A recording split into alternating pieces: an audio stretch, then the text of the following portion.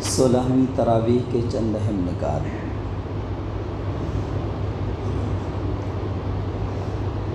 کل کی تراویح میں، آج کی تراویح میں سورہ فرقان کا بقیہ اور سورہ شعراء اور سورہ نمل کے کچھ حصے تلاوت کیے گئے۔ سورہ فرقان کو اللہ تبارک تعالیٰ نے بہت ہی مؤثر انداز میں شروع کیا ہے۔ فرمایا، بڑی ہی بابرکت ہے وہ ذات جس نے اپنے بندے پر حق و باطل کے درمیان امتیاز کر دینے والی کتاب اتاری، تاکہ وہ اہل عالم کو ہوشیار کر دے کہ وہ ذات آسمانوں اور زمین کی بادشاہی کی مالک، کسی بیٹے یا بادشاہی میں کسی کی شرکت سے پاک۔ اس نے ہر چیز کو پیدا فرمایا، پھر اس کی تقدیر مقرر فرمائی۔ لوگوں نے ایسی ہستی کو چھوڑ کر انہیں معبود بنا لیا جو کسی چیز کو پیدا نہیں کرتے بلکہ خود پیدا کیے جاتے ہیں، جو نہ جلا سکتے ہیں نہ مار سکتے ہیں۔ آپ اندازہ لگائیں کہ مٹی سے تھپے ہوئے بت یا پتھروں کے تراشے ہوئے بت یہ کیا کر سکتے ہیں انسان کے لیے۔ اللہ تبارک تعالیٰ نے دوسری جگہ پر فرمایا، ان کا مارنا اور جلانا تو بہت دور کی بات ہے، ان کے اوپر جو چڑھائے جاتے ہیں اس میں سے اگر مکھی کچھ لے کر چلی جائے تو وہ اس کو بھی واپس نہیں لے سکتے۔ یہ اتنے گئے گزرے ہیں۔ مکھی کتنا واپس کتنی چیز لے کر جا سکتی ہے؟ اگر وہ کوئی چیز اٹھائے تو ہم اور آپ اپنی آنکھوں سے اسے دیکھ نہیں سکتے آسانی سے کہ وہ کیا لے کر اڑی ابھی یہاں سے۔ ایسی بھی تھوڑی سی چیز کو اللہ تبارک تعالیٰ کہتے ہیں کہ وہ اس سے واپس نہیں لے سکتے۔ مارنا اور جلانا تو بہت دور کی بات ہے۔ یہ ایسے بے بس اور گئے گزرے ہیں۔ ایسی ہستی کو چھوڑ کر انہیں معبود بنا لیا جو کسی چیز کو پیدا نہیں کرتے بلکہ خود پیدا کیے جاتے ہیں، جو نہ جلا سکتے ہیں نہ مار سکتے ہیں۔ منکرین حق کا انجام بتاتے ہوئے ان کے انکار کی اصل وجہ بتائی، کیونکہ یہ لوگ ایک مرتبہ اس گھڑی کو جھٹلا چکے ہیں، اس لیے اب ضد پر اڑے ہوئے ہیں۔ مگر جب وہ گھڑی آنے پر ہاتھ پیر باندھ کر بھڑکتی ہوئی آگ میں ایک تنگ جگہ ٹھوسے جائیں گے تو اپنی موت کو پکارنے لگیں گے۔ اس وقت ان سے کہا جائے گا، آج ایک موت نہیں بہت سی موتوں کو پکارو۔ ان سے پوچھو، یہ انجام اچھا ہے یا وہ ابدی جنت جس کا وعدہ خدا ترس لوگوں سے کیا گیا ہے، جو ان کے عمل کی جزا اور ان کے سفر کی آخری منزل ہوگی؟ اس کا عطا کرنا تمہارے رب کے ذمے ایک واجب الادا وعدہ ہے۔ کبھی تم نے اس شخص کے حال پر غور کیا جس نے اپنی خواہش نفس کو اپنا خدا بنا لیا ہے؟ کیا تم ایسے شخص کو راہ راست پر لانے کا ذمہ لے سکتے ہو؟ یہ تو جانوروں کی طرح ہیں، بلکہ ان سے بھی گئے گزرے ہیں۔ یہ کہیں بہت دور کے لوگوں کی بات نہیں کی جا رہی ہے، یہ ہماری اور تمہاری بات کی جا رہی ہے۔ ہم نے بھی اپنی خواہش نفس کو اپنا خدا بنا لیا ہے۔ اللہ کے احکام ہمارے سامنے موجود ہیں، ہم ان کو پس پشت ڈال کر ہمارے دل میں جو خواہشیں پیدا ہوتی ہیں ہم اس پر عمل کرتے ہیں۔ تو ہم نے کیا کیا؟ ہم نے بھی اپنی خواہشوں کو اپنا خدا بنا لیا ہے۔ سارے سائے کے نظام کو اپنی قدرت کاملہ اور توحید کی دعوت کے برحق ہونے کی دلیل میں پیش کیا کہ تمہاری ساری زندگی اس سائے کے گھٹنے بڑھنے کی محتاج ہے، کیونکہ سورج کی روشنی اور حرارت پر سب کی زندگی کا دار و مدار ہے، اور سایہ اس کی وجہ سے ہے۔ اگر ہمیشہ سایہ رہتا یا ہمیشہ سورج نکلتا تو ساری مخلوق اس کی شعاؤں سے جھلس کر رہ جاتی۔ یہ تو ایک حکیم اور قادر مطلق خالق ہے جس نے زمین اور سورج کے درمیان ایسی مناسبت قائم کر رکھی ہے جو ہمیشہ لگے بدھے طریقے سے آہستہ آہستہ سایہ ڈالتے اور اسے گھٹاتی بڑھاتی رہتی ہے۔ یہ حکیمانہ نظام نہ تو خود بخود قائم ہو سکتا تھا اور نہ بے اختیار معبود اسے قائم کر کے چلا سکتے تھے۔ بالکل 19ویں پارے کے پہلے صفحے میں اللہ تبارک تعالیٰ نے فرمایا وقال الرسول یا رب ان قوم اتخذوا هذا القرآن مہجورا۔ حضور نبی کریم صلی اللہ علیہ وآلہ وسلم شکایت لگائیں گے اللہ تبارک تعالیٰ سے کہ اے اللہ میری قوم نے قرآن کو چھوڑ دیا تھا، میری قوم نے قرآن کو چھوڑ دیا تھا۔ ایک ایسے موقع پر جب کہ ہمیں حضور نبی کریم صلی اللہ علیہ وآلہ وسلم کی بہت زیادہ ضرورت ہوگی، کیونکہ وہاں پر کوئی کسی کے کام آنے والا نہیں ہے۔ ہمیں دنیا میں جس سے سب سے زیادہ محبت ہوتی ہے، جو سب سے مضبوط ترین رشتہ ہوتا ہے، وہ ہے اولاد کا اور والدین کا، میاں بیوی کا۔ بہت گہرے دوست ہوتے ہیں، ان سے بھی ایک مضبوط ترین رشتہ ہوتا ہے، لیکن وہ رشتے وہاں پر ان کی کیا حالت بنے گی؟ اللہ تبارک تعالیٰ نے ابھی جو دوسری آیت میں جو تلاوت کی گئی آیتیں، اس میں بھی اللہ تبارک تعالیٰ نے اس کی پول کھول کر رکھ دی ہے، اور سورہ معارج میں تو حد ہی کر دی۔ اللہ تبارک تعالیٰ نے فرمایا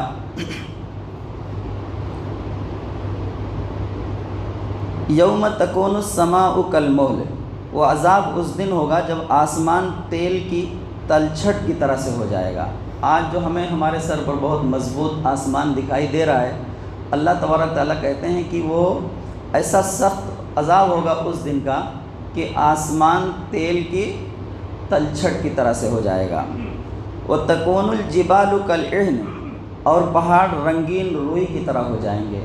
یہ جو پہاڑ ہمارے پیچھے آج ہم نے جب سے ہم پیدا ہوئے تب سے دیکھ رہے ہیں، اور نہ جانے کب سے وہ کھڑا ہے اور پتہ جانے کب تک کھڑا رہے گا۔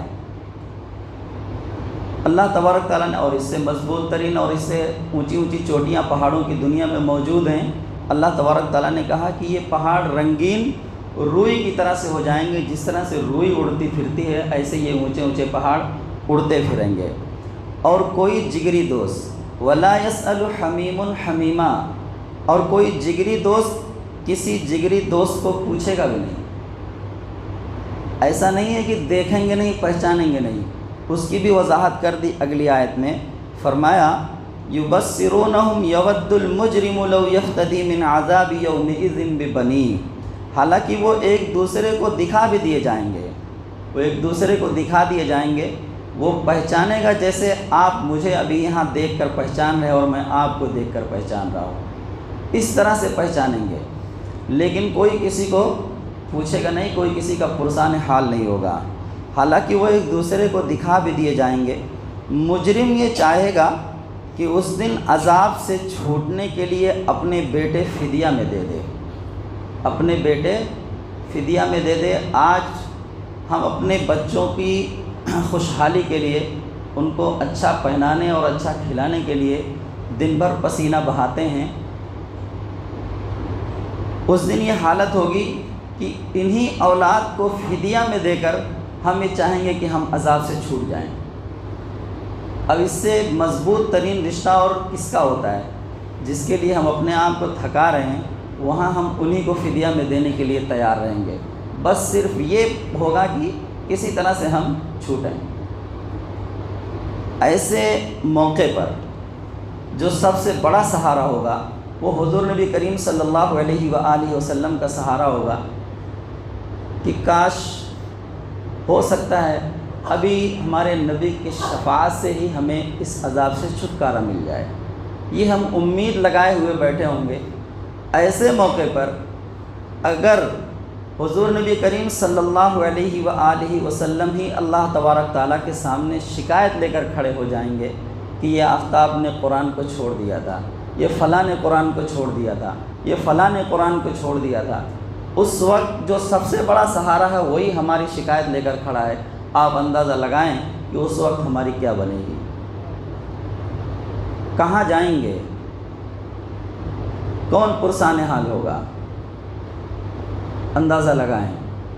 اگر آج اگر دیکھا جائے تو 1% لوگ ایسے نہیں ہیں جو روز ایک پارے کی تلاوت کر لیتے ہوں۔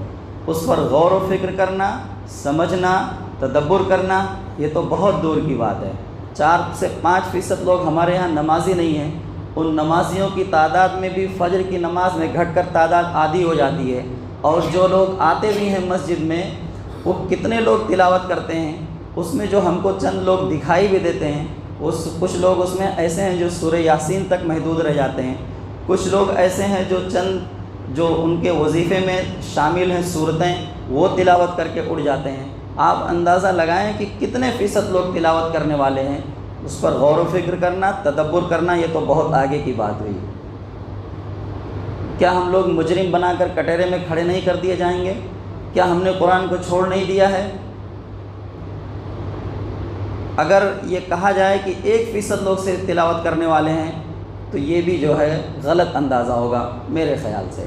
اگر مدرسے کے طلبہ کو چھوڑ دیا جائے تو 1% لوگ تلاوت کرنے والے نہیں ہیں۔ صرف غور و فکر کرنا، جس کو اللہ تبارک تعالیٰ نے بار بار ہمیں نصیحت کی ہے کہ کیا یہ قرآن کو پڑھتے نہیں، کیا یہ سمجھتے نہیں، کیا ان کے دلوں پر تالے لگے ہوئے ہیں، ایسے ایسے الفاظ سے جو ہے ہمیں جگانے کی کوشش کی گئی ہے، لیکن ہم سوئے پڑے ہوئے ہیں۔ اگر اس آیت کی روح سے دیکھا جائے تو ہم میں ہر شخص مجرم ہے، ہر شخص مجرم ہے۔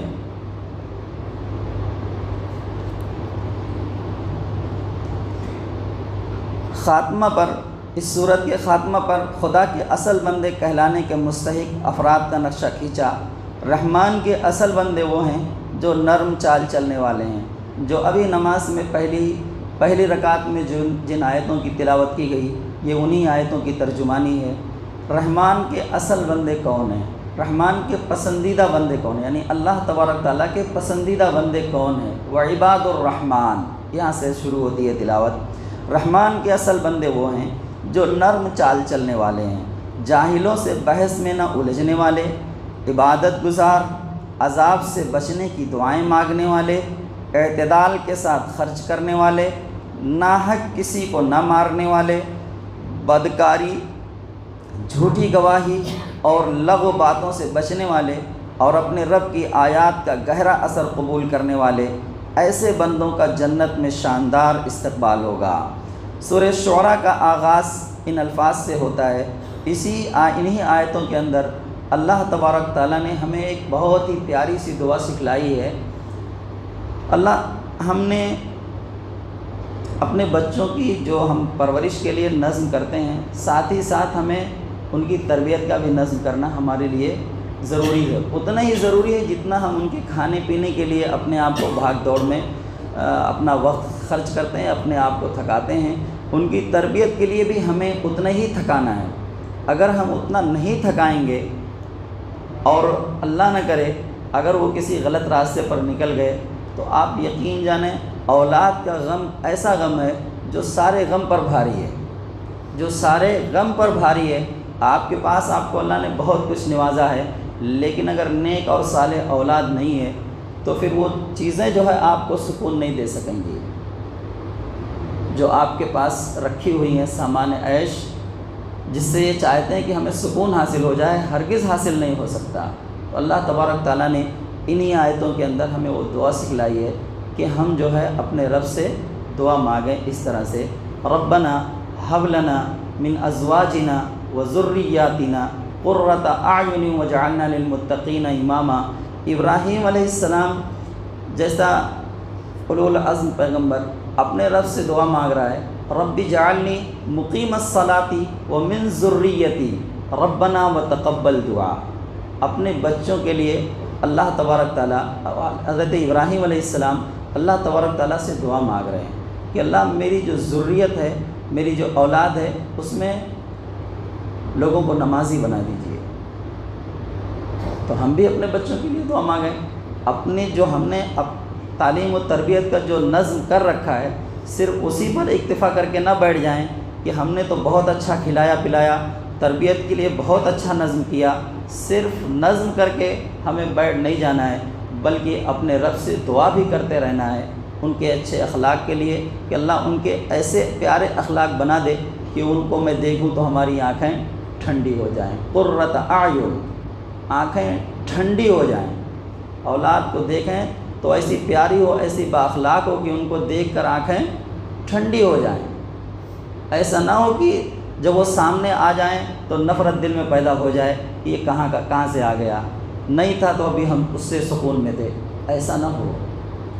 تو کھانے پینے کے نظم کے ساتھ ساتھ بہترین تربیت کا بھی نظم کیا جائے، اور اس تربیت کے نظم پر مطمئن نہ ہو رہے ہیں بلکہ ساتھ ہی ساتھ اللہ تبارک تعالیٰ سے دعا بھی کرتے رہیں۔ سورہ شعراء کا آغاز ان الفاظ سے ہوتا ہے: اے محمد صلی اللہ علیہ وآلہ وسلم، کہ آپ اپنی جان اس غم میں کھو دیں گے کہ یہ لوگ ایمان کیوں نہیں لاتے؟ ہم چاہیں تو ان کے مطالبہ کے مطابق آسمان سے ایسی نشانی نازل کر سکتے ہیں کہ ان کی گردنیں اس کے آگے جھک جائیں، مگر اس طرح کا جبری ایمان ہمیں مطلوب نہیں ہے۔ ہم چاہتے ہیں کہ لوگ عقل و فہم سے کام لے کر ایمان لے آئیں۔ آخر کے رکوع میں بحث کو سمیٹتے ہوئے کہا گیا کہ تم لوگ اگر نشانیاں ہی دیکھنا چاہتے ہو تو خوفناک نشانیاں دیکھنے پر کیوں اصرار کرتے ہو جو تباہ شدہ قوموں نے دیکھی ہے۔ اصل میں سورہ شعراء کا نزول جو ہے اس وقت ہوتا ہے جب مکہ کے اندر حضور نبی کریم صلی اللہ علیہ وآلہ وسلم کی مخالفت شدت اختیار کر چکی ہوتی ہے۔ ایسے موقع پر مشرکین مکہ نے حضور نبی کریم صلی اللہ علیہ وآلہ وسلم سے معجزات کا مطالبہ کیا۔ اس صورت کے اندر اللہ تبارک تعالیٰ نے بتلایا ہے کہ جن قوموں نے اللہ تبارک تعالیٰ سے معجزات کا مطالبہ کیا، اس کے بعد جب انہوں نے نہیں مانا تو پھر ان کے اوپر عذاب ہی آیا ہے، پھر اس کے بعد وہ چھوڑی نہیں گئی۔ تو یہ معجزات کا مطالبہ کرنا یہ کوئی آسان کام نہیں ہے۔ اگر تم اپنے آپ میں غور و فکر کرو یا جو آیتیں ابھی تک قرآن کی نازل ہو چکی ہیں اس پر غور و فکر کرو تو اللہ کی وحدانیت کو ماننے کے لیے اتنی ہی چیز کافی ہے۔ ورنہ صالح علیہ السلام کی قوم نے بھی معجزے کا مطالبہ کیا تھا، پہاڑ سے اونٹنی نکالی اللہ تبارک تعالیٰ نے، پہاڑ سے اونٹنی نکالی، نہیں مانا انہوں نے، اس کے بعد عذاب آ گیا۔ ایسے ہی مختلف قوموں کا تذکرہ ہے اور جس طرح سے ان کے اوپر عذاب آیا اس کا ذکر ہے۔ آخر کے رکوع میں بحث کو سمیٹتے ہوئے کہا: کیا تم لوگ اگر نشانیاں ہی دیکھنا چاہتے ہو تو خوفناک نشانیاں دیکھنے پر کیوں اصرار کرتے ہو جو تباہ شدہ قوموں نے دیکھی ہیں؟ اس قرآن کو دیکھو، اس کے لانے والے کو دیکھو، اس کے ساتھیوں کو دیکھو۔ کیا یہ کلام کسی شیطان یا جن کا کلام ہو سکتا ہے؟ کیا محمد صلی اللہ علیہ وآلہ وسلم اور ان کے ساتھی تم کو ایسے نظر آتے ہیں جیسے شاعر اور ان کے داد دینے والے ہوتے ہیں؟ ضد کی بات تو دوسری ہے، مگر اپنے دلوں کو ٹٹول کر دیکھو کہ وہ کیا گواہی دے رہے ہیں۔ اگر دلوں میں تم خود جانتے ہو کہ کہانت اور شاعری کا اس سے دور کا بھی تعلق نہیں تو پھر یہ بھی جان لو کہ تم ظلم کر رہے ہو اور ظالموں کا انجام بھی دیکھو گے۔ سورہ نمل کا، اب یہاں سے سورہ نمل شروع ہوتی ہے۔ سورہ نمل میں یہ واضح فرمایا کہ اس کتاب کو اللہ نے ہدایت اور بشارت بنا کر نازل فرمایا، لیکن اس پر ایمان وہی لائیں گے جن کے دلوں کے اندر آخرت کا خوف ہے۔ جو لوگ اس دنیا کے عیش و آرام میں مگن ہیں وہ اپنے مشغلوں کو نہیں چھوڑ سکتے۔ ان کے اعمال ان کی نگاہوں میں اس طرح خوشنما بنا دیے گئے ہیں کہ اب کوئی یاد دہانی اور ڈر ان پر کارگر نہیں ہو سکتا۔ اس سلسلہ میں ان کے سامنے 3 قسم کی سیرتوں کے نمونے رکھے گئے۔ ایک نمونہ فرعون، قوم سمود کے سرداروں اور قوم لوط کے سرکشوں کا، جن کی سیرت آخرت کی جواب دہی کے تصور سے خالی تھی اور اس کے نتیجہ میں انہوں نے نفس کی بندگی اختیار کی، کسی نشانی کو بھی دیکھ کر ایمان لانے پر تیار نہ ہوئے بلکہ الٹے ان لوگوں کے دشمن بن گئے جنہوں نے انہیں نیکی کی طرف بلایا۔ انہوں نے اپنی بدکاری پر اصرار کیا، آخر انہیں اللہ کے عذاب نے پکڑا اور ایک لمحہ پہلے تک بھی انہیں ہوش نہ آیا۔ دوسرا نمونہ حضرت سلیمان علیہ السلام کا ہے، جن کو خدا نے دولت، حکومت اور شوکت و حشمت سے اس پیمانے پر نوازا تھا کہ کفار مکہ اس کا خواب بھی نہ دیکھ سکتے تھے، لیکن اس کے باوجود وہ اپنے آپ کو خدا کے حضور جواب دہ سمجھتے تھے اور انہیں احساس تھا کہ انہیں جو کچھ بھی حاصل ہے خدا کی عطا سے حاصل ہے، اس لیے ان کا سر ہمیشہ اس حقیقی انعام دینے والے کے آگے جھکا رہتا تھا اور نفس کے گھمنڈ کا ذرا سا شائبہ بھی ان کی سیرت میں نہیں پایا جاتا تھا۔ تیسرا نمونہ ملکہ سبا کا ہے، جو تاریخ عرب کی نہایت دولت مند قوم کی حکمراں تھی۔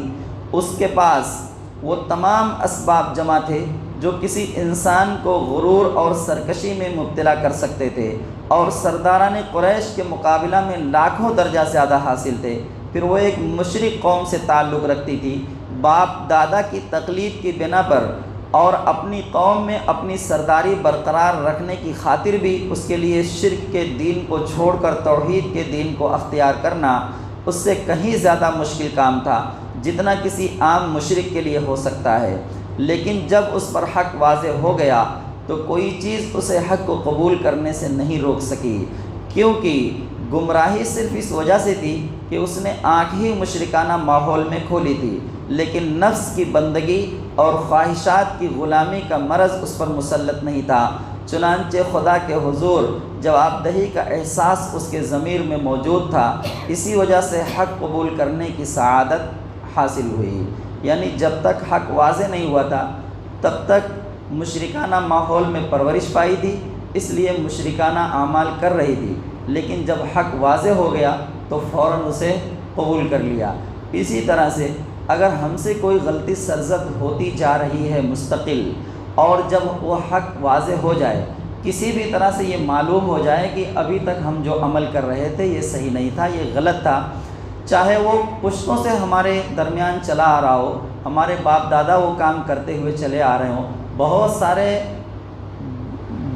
ایسے عمل جس کو شریعت نے بدعت کہا ہے وہ پشتوں سے چلا آ رہا ہے، باپ دادا سے ہوتے ہوئے ہم نے کرتے ہوئے ان لوگوں کو ہم نے دیکھا ہے، ہم بھی وہ عمل کرتے آ رہے ہیں۔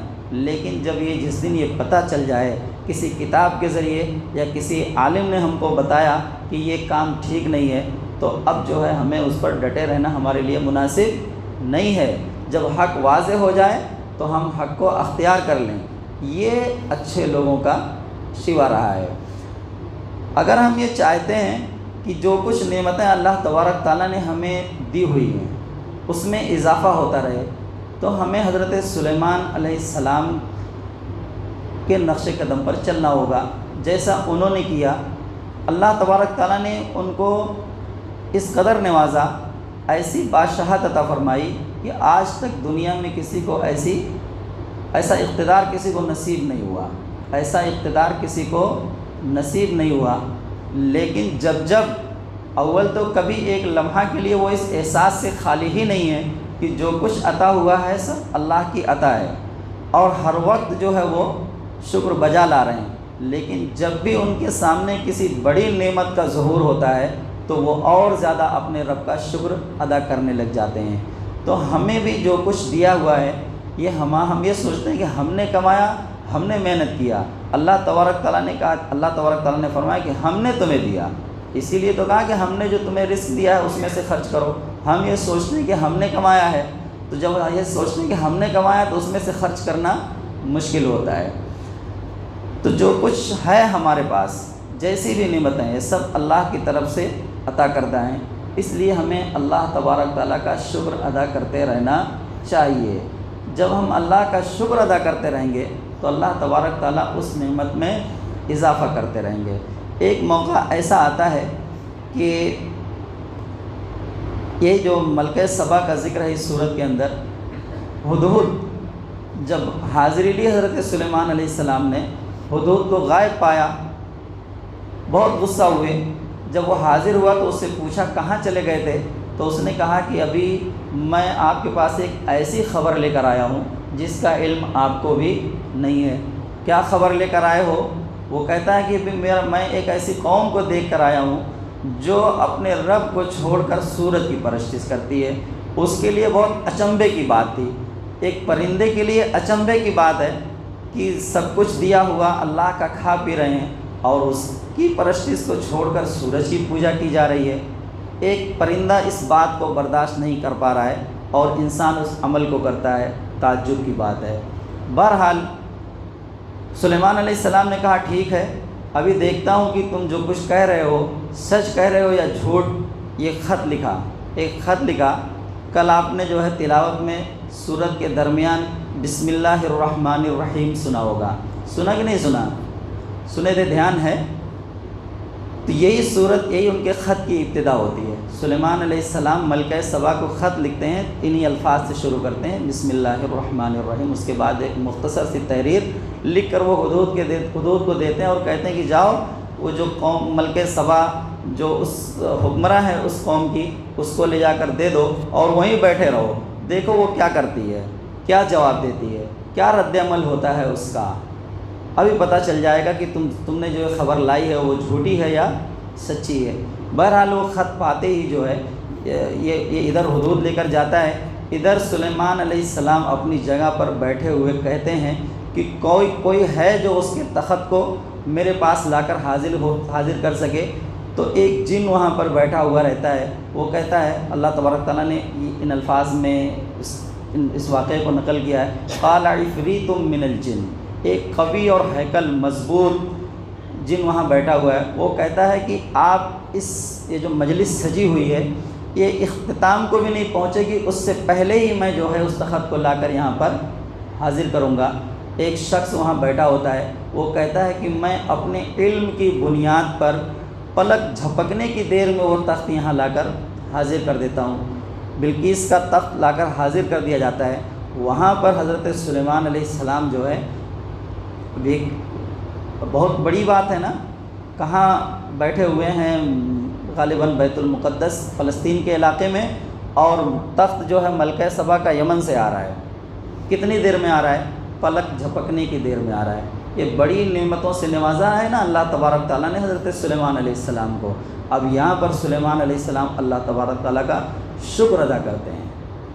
ہم نے دیکھا ہوگا نا، بنگلوں پر لکھا رہتا ہے ھذا من فضل ربی، ہے نا، یہ ہمارے رب کا شکر ہے، یہ انہی کے الفاظ ہیں۔ لیکن وہ بنگلوں پر صرف اتنا ہی لکھا دیکھیں گے آپ، ھذا من فضل ربی، آگے کے جو الفاظ ہیں وہ لکھنے کی ہمت نہیں ہو پا رہی ہے۔ لیبلونی ااشکر ام اکفر ومن شکر فانما یشکر لنفسہ ومن کفر فان ربی غنی کریم۔ یہ آگے کوئی نہیں لکھ پا رہا ہے، تو ہمت ہی نہیں جٹا پا رہا ہے آگے کے جملے لکھنے کی، کیونکہ وہ عمل میں لا نہیں رہے ہیں۔ ہم یہ سمجھ تو رہے ہیں کہ دیا ہوا سب کچھ اللہ تبارک تعالیٰ کا ہے، لیکن پھر وہیں میں کی بات آ جاتی ہے، اس لیے آگے کا جملہ نہیں لکھ پاتے ہیں۔ تو جو کچھ ملا ہے، جو کچھ ہمارے پاس موجود ہے، یہ سب کس کا دیا ہوا ہے؟ اللہ تبارک تعالیٰ کا دیا ہوا ہے۔ تو ہمیں اس کا شکر ادا کرتے رہنا چاہیے، اگر ہم یہ چاہتے ہیں کہ ہماری نعمتوں میں اور اضافہ ہو۔ اگر ہم ناشکری کریں گے تو 13ویں پارے میں اللہ تبارک تعالیٰ نے واضح طور پر اعلان کر دیا کہ اگر تم شکر کرو گے تو میں مزید عطا کروں گا، لئن شکرتم لازیدنکم ولئن کفرتم ان عذابی لشدید، اور اگر تم نعمتوں کا کفران کرو گے، انکار کرو گے تو پھر شدید عذاب میں مبتلا کر دیے جاؤ گے۔ اگر یہ چاہتے ہو کہ ملی ہوئی نعمتوں میں اضافہ ہوتا رہے تو اپنی زبان سے بھی اور اپنے اعمال سے بھی اللہ تبارک تعالیٰ کا شکر ادا کرتے رہیں۔ جب بھی ہمیں کوئی نعمت یاد آ جائے اللہ کا شکر ہے، شکوہ نہ کریں۔ یہ آسان طریقہ ہے اپنی نعمت میں اضافہ کرانے کا۔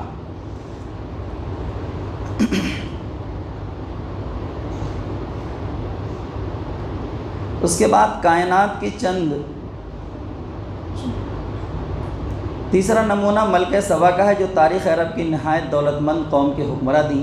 اس کے بعد وہ تمام اسباب جمع تھے جو کسی انسان کو غرور اور سرکشی میں مبتلا کر سکتے تھے، اور سرداران قریش کے مقابلہ میں لاکھوں درجہ زیادہ حاصل تھے۔